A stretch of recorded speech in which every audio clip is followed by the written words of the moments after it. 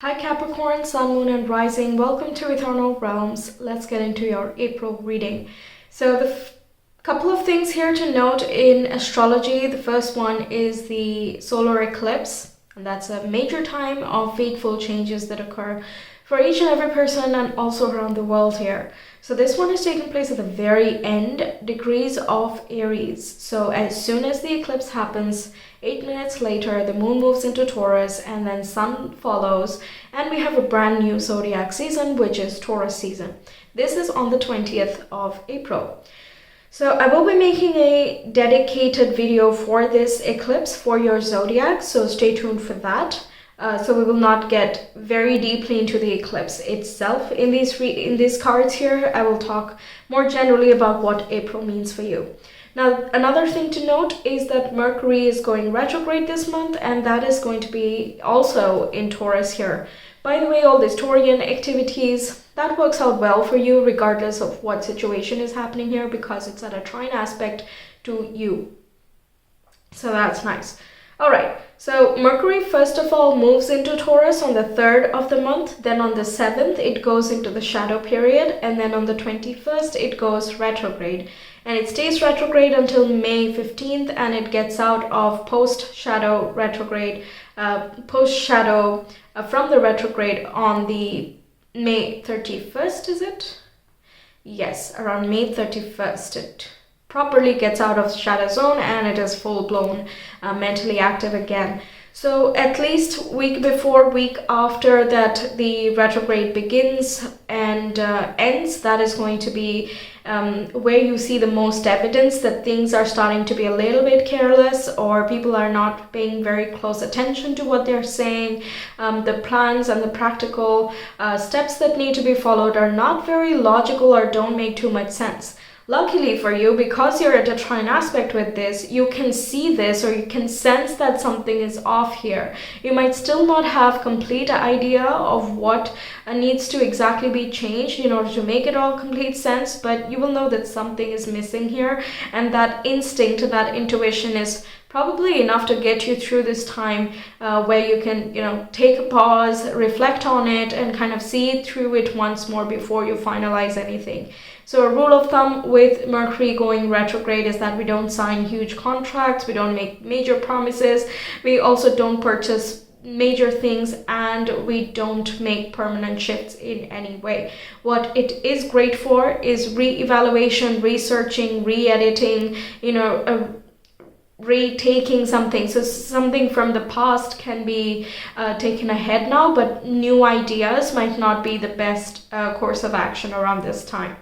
Okay, now on the 6th of the month we have a full moon in Libra. So the moon is in Libra and the sun is in Aries. Both of them are fellow cardinal signs, and you're going to be feel this across your 4th and 10th houses if we go by Capricorn being your rising sign. So since the moon is over there, there is some sort of illumination and clarity that happens in the 10th house, which relates to your profession, your career life in general, the way that you showcase yourself in a public space. And it can also be shifts and revelations as to how other people see you here. And by other people, I mean the general masses, like how would a stranger describe you? Okay, there can also be a shift in your status or just public reputation, or there can be a turning point that you get around this time which compels you to move in a different direction in some way, or at least start thinking about a different direction. Because the same day we have Mercury joining with the North Node, and that as well is in Taurus. So whichever planet touches the North Node, it becomes like kind of overactive in a sense. It's like amped up energy, so amped up mental space, amped up ideas, amped up mental decisions as well. We're like quickly getting into the practical details of things, like if we were to go down this road, then we would have to do A, B, C, D, and so on, right? And that can be a little bit overwhelming around this time.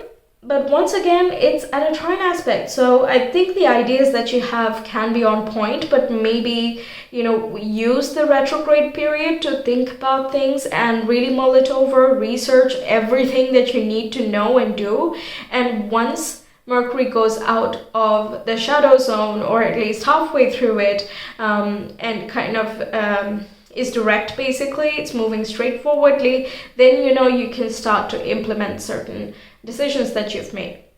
Okay, now on the 11th, we have Venus moving into Gemini, and here you can feel more attracted to intellectual topics, and if you're looking for partners, then you can be interested in intellectual stimulation. You might be getting to know someone over here as well. You can be looking at the logistics of certain things regarding your lifestyle and your health habits. You can also be taking care of your mental health and routine around this time. Venus is like, whatever you need, we're going to make that accessible. Okay, Venus is blessing you with beauty, abundance, harmony, a lot of love as well. You're just happy with your space, with your life in general, with the way that you're appearing to yourself, how you feel within your body. Also the type of people that you're collaborating with, the types of communication you're having around this time can also be quite pleasant. This day of 11th is especially wonderful for like a couple more aspects, and we also have many other aspects taking place throughout the month. I will not get into all of them over here, otherwise we'll be here for a very long time. So I'm going to post them on my community page. If you're interested, you can subscribe, go to the tab, and you can see for yourself what we have already gone through. What you will find is that I will give you a little bit of a detail of what's happening, what you can expect, and also I give a bar of how much each zodiac is going to get impacted by each of these things. All right, so you can see for yourself. Also, like I promised already, there will be solar eclipse readings for your zodiac that will come up soon, so that will as well be notified. Okay, then we have the waxing crescent moon with faith coming up for you, the first card over here, and that's the major theme of the month for you. It goes without saying that when we have these eclipses, and that too when you're being directly impacted by it through your home or your private space, which is Aries for you, you need that bit of faith. And that doesn't mean that something horrible is happening and then you have to exercise it. It's just that there is this glimmer of hope or this feeling deep down that it'll happen.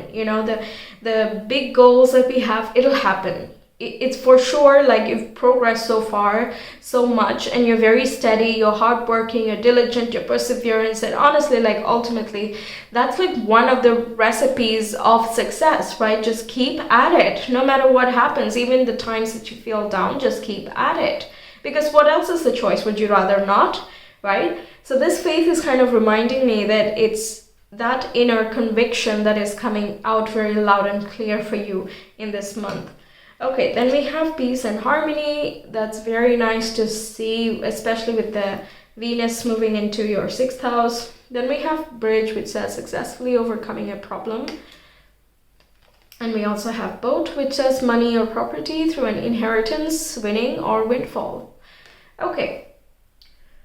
Yes, we did see that 4th house activity. Some of you could be finding the right home for you. Maybe you're looking for a home for a very long time, and either the size is not right, or the finances don't make sense, or the location is not really the most ideal, or you just don't vibe with it at all, right? So it can be that you've been looking for something. It doesn't have to be a house, by the way. It can be just a sense of peace and balance within your own life, and you might not have really pinpointed as to what was missing, what exactly is not making sense. We don't know yet. But I feel like this retro period is going to be such a blessing. So, of course, save your work, make sure you're communicating clearly, all of that. You can do all of the mundane stuff. But I think in general, the big picture view here is that it's going to be a very blessed time. And also this eclipse seems to be working out quite well for you. Even though Aries might be at a square with you, Taurus is at a trine. So the carryover is like, there might be a feeling of, this is not making sense, I don't know what's wrong with this. But then as soon as that recognition and acceptance of that problem happens, you quickly move into either solution making mode, or you're like, let it be for now, I will deal with it later. Or you're like, let me look at it in a different way and see if I can figure out different solutions. Okay? It quickly moves into something usable, practical, and beneficial for you ultimately. So yes, whatever problem arises, you're overcoming it. Whatever problem already is, you're overcoming that as well. It can be your faith paying off, or it is your faith that gets you out of a certain situation. And I think you're trusting that intuition here as well, which helps you throughout the month. Okay, so we have friendship and gratitude coming up next with the tulip. And we have always joyful. Very nice. So very happy cards coming out for you here. But you know, you're a serious zodiac, so it's not really like jump up and down type of joy, but you're just so fulfilled and satisfied with what you have, what you are, and just there's a feeling of triumph and kind of acceptance and recognition of how far you actually have come. You know, that's the thing with the cardinal signs. They can keep on going. They're really good at that. They know where to go. They can, you know, forge a path. They can charter a path no matter what the obstacle. It's like so admirable here. But the thing is, they're always focused on something ahead, and it's not really the zodiac for like savoring the moment or any of those things, which is more fixed sign stuff where they're just appreciating what is and they don't want any change. They don't want to go anywhere. None of that, right? But over here in this month, it looks like you're stopping to savor. You're stopping to enjoy what you have built so far. And you feel as though that journey has made sense. And it, of course, like, it's sort of like delayed gratification, or like the fruits of your labor are always sweeter. That type of vibe going through here. All right. We have the King of Cups coming up. Cancer, Scorpio, Pisces. And this talks about being very joyful and self-content as well. We'll talk about it. There's a lot more messages in there. We have the 10 of Pentacles. We have the 10... What? We have the 10 of Cups. Oh, this is so rare. I've not seen these two cards together in a reading since a very, very, very long time. Okay, then we have the Knight of Swords. And we have the Page of Swords. All right, so we have two swords card coming up, which means communication, and your mind is at full speed. Okay, of course it is. And the Page of Swords, I really love to have this here because it slows down the otherwise reckless Knight of Swords. And Page of Swords is more like, okay, I know that I don't know everything yet. So what am I gonna do is gather more information, get into different perspectives, search what other options I have here, learn a little bit more before I decide to change my job, you know, or gather a little bit more data, network a little bit more, and see what comes out of that. Okay, before I make that final move and that final choice. Because yes, the choice is going to be made this way or the other way. There is going to be a different direction that is, it's sort of like it's brimming in the backdrop. With the King of Cups as well, I'm thinking of the ocean for some reason. And I feel as though you're just gathering inspiration. That fulfillment and the joy that you're feeling this month is momentum. Okay, this is momentum for you. Even though you're not seeking joy for the purpose of gathering steam or momentum, it just so happens that you're just enjoying and you're very happy with what is going on here in this month for you. You're happy for your family and your other loved ones. You're connecting very solidly with your network, whether it is your friends or acquaintances, professional, personal, romantic, you know, it's all over here. For some of you, it can be that you're meeting your partner's parents, or your partner might be meeting your parents, and it just so happens everybody's getting along, everybody has each other's approval, and there's like a lot of communication, a lot of conversation that is happening in this month, and you're just so grateful, you're just so thankful that you have so much support all around you. I think that's what you pause and then you see that, and it just broadens your heart and your horizons here, and that's exactly what acts as that push. And exactly what is your momentum moving from this point on. This kind of gives you that very inner sense of courage. It doesn't even have to be coming from the outside sources, okay? Because it's the King of Cups is like, I can emanate this even if I don't have external validation or love or support. I don't need that. It's always nice to have external validation, and always nice to have people who are surrounding you and loving you and all of that. Of course, that's like one of the best joys. But The King of Cups is like, I like it, but I don't need it. I don't seek it. It happens as a result of who I am, what I do, and the way that I exude myself, the way I present myself. And exactly that's what is adding to your self-confidence here. Okay, you recognize that you are you, and that itself is so powerful and magnificent that you're becoming magnetic to your own goals. Yes, wow. Okay, so there could be some appointments as well that you might be making. It can be like house viewing, but it can also be connecting with other, bosses, other leader figures, and you're like very determined to go for something that is actually very fulfilling for you here. Knight of Swords is like, I'm gonna go for that dream, that ambition that I thought was so far away and so distant, but if I never make the move, I'm just never gonna get there. So I'm gonna go for it. We'll have a chat, we'll see what's up, what happens, what comes out of it, and yeah, we'll just have everything work out in one way or the other. And once you set your sights on something, oh my god, you are getting it, okay? Now the King of Cups, Ten of Cups is like, I'm determined to have this sense of fulfillment. It's almost like you taste your goals. In a way, I'm seeing this and I feel like rainbow ice creams, or like ice creams of all flavors, and you're like, whatever you want, you can create your own flavor, you can make your own people, kind of, okay, make your own connections and things like that, coming through here. Very happy inside, outside, people around you, and so on and so forth. I think you're also getting a lot more recognition with the full moon in Libra on the 6th, around that time.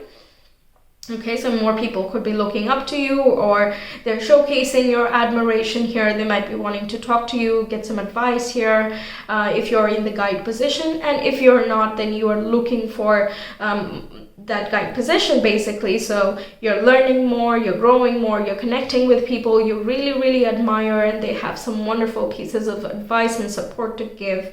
And you're very glad to have spoken with them. Expanding your mind, yeah, you got that. All right, so what else do we have for Capricorn? By the way, if you're already having a conversation with someone in a romantic context or even in a friendship sense, you might talk about different types of topics, and you discover that you have quite some things in common, and you are like very streamlined and focused on getting to know them a little bit more. So the Nine of Cups feels like creating progress, making progress, moving ahead. All right, so we have the 5th house, Neptune and Gemini. Yeah, that's kind of what I said. I didn't even look at the astro dice before I said what I said right now. If you don't have someone here, 5th house talks about dating, and Gemini includes options. So you could be like manifesting someone here, or you have multiple options, so you can decide for yourself. You're generally quite clear on what is a right fit and what's not. But again, in like retro time, you might be reconsidering certain things, or like your priorities have changed and now you're looking for different traits here. Like I said, you're drawn to like intelligence and kind of diverse knowledge. There's no point in knowing one specific topic, because then you're not a conversationalist in any way. You can't keep a conversation at all. So you're looking for know a little bit of like different stuff, something like that here. One more please for Capricorn. It also indicates that you're enjoying your time doing some creative things. If you have children, you're spending really awesome time with your children. You could be discussing like what they are going through, have some, conversations on topics of like fulfillment or spirituality, intuition. They can be going through a creative phase themselves, so maybe they're learning a lot of things, and that kind of inspires you to learn something either with them or help them out with something they're trying to do, or it just inspires you to do something of your own completely entirely different, because both of these cards talk about happy family.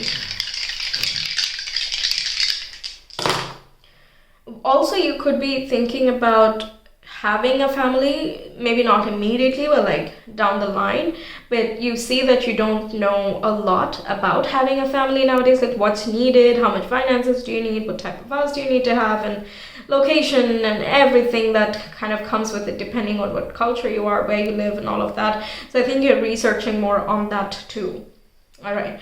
Now, Venus, Pisces, and the ninth house. This is like total and complete fulfillment. Okay. Ninth house is that elated bliss where we connect with the divine. So it has a sense of purity, but it's also complex and sincere and also very broad. Okay, so it's that heart expansive type of energy. You're not fulfilled in private. It's really like making you feel full of happiness and joy here. I think you can get some guidance and insights here through your mentors, other guides, spirit guides. And if you are in the position of guiding, then you're really enjoying everything that you're doing here. You might be connecting with different types of people, or you're being asked like different questions, but you're very confident in what your answers are. The guidance that you're giving just makes people adore you so much, and you're very grateful to be able to be in the position to even pass along or share your knowledge and guidance here. The Pisces over here is very selfless, okay? They do things for others, kind of. It's like love is one thing. Like when I love you, I love myself. When I care for you, I care for myself. It's sort of that type of vibe. That's something Cancer and Pisces have a little bit in common. But that in the ninth house is really like continuing to expand and feeling that joy of just giving and not expecting anything back. Like I said, it's nice to have admiration, but you're not seeking it, you're not needing it, you're not attached to it in any way. You're just happy with just how you are and where you are. So you're absolutely being grateful for just about anything. King of Cups with all of these astrodites here indicates that you're spending some time to savor the moment as well. There can be some deeper realizations and epiphanies that happen within you, especially if you're following a spiritual path already, i.e. if you meditate or spend some time introspecting, journaling. There are many ways that you can get in touch with your inner self. So if you're doing that, there can be like a huge epiphany, a recognition of sorts, and that just fills you up with so much joy and momentum and motivation for everything to come next. Okay, wow. So that's what I have for you, Capricorns. Thank you so much for being here. I really hope the reading resonated and that it helps you out. Let me know your thoughts. And like I said, subscribe, hit the bell so you'll be notified whenever I post on my community and also the solar eclipse videos. I hope to see you then. If you want a personal reading, you will reach me via Etsy. The link is in the description box in the comment below. Okay, so with that being said, have a great month. Take care. Bye.